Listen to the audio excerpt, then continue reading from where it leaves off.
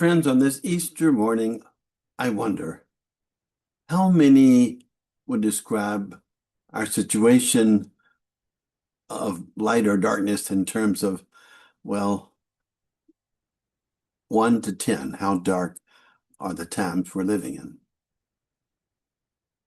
If we're honest, many of us would admit that there's still a good amount of darkness, and that it's exactly where Easter begins. The first disciples were not standing in bright light. They were huddled in confusion, trapped in grief, surrounded by darkness that felt final. And then something happened. Mary Magdalene sees it first. The scene, well, has the stone being rolled away. Not full understanding, not certainty, just a glimmer. And that was enough. She runs. And the others, they do not hold a meeting or try to analyze the situation. They too ran. In fact, they raced out of the darkness towards that necessary glimmer that Mary Magdalene saw. And what about us? We look around and see darkness that feels overwhelming. Look at the war we're in, the wars, the violence, the fear, the polarization, the hatred. A world where truth itself feels fragile and, well, almost forgotten. Where dignity of people is not a prime consideration. Where divisions grow faster than our compassion. We may quietly ask, is there any light left? And Easter answer is yes, but not as a memory. Because if Easter is only something that happened long ago in Jesus, then it changes very little. And if Easter is only about what happened a long time ago to Jesus, or if it's only about a future heaven, then the present moment remains untouched and sealed in that darkness of that tomb. Easter is now. The empty tomb is God's personal protest. A protest against the idea that death or darkness or violence or war ever gets the final word.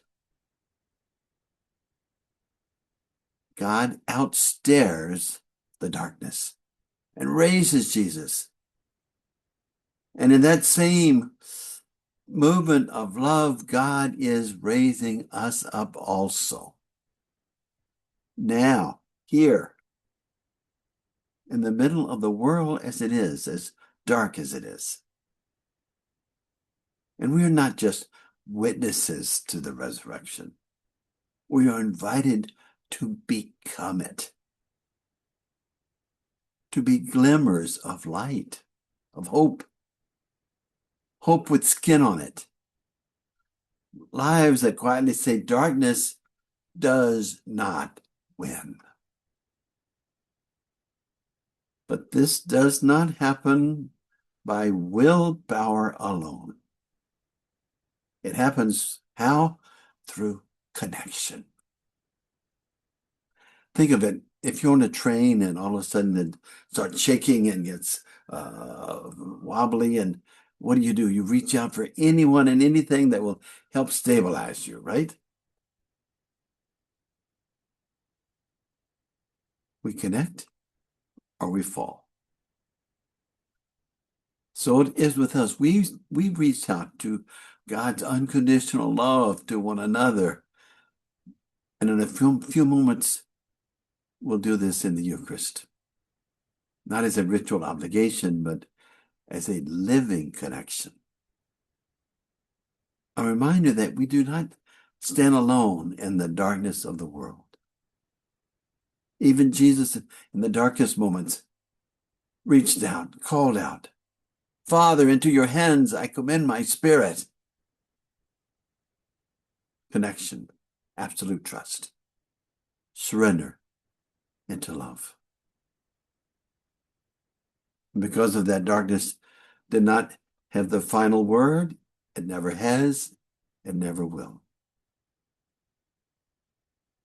And we are called to come out of the tombs of discouragement and empathy,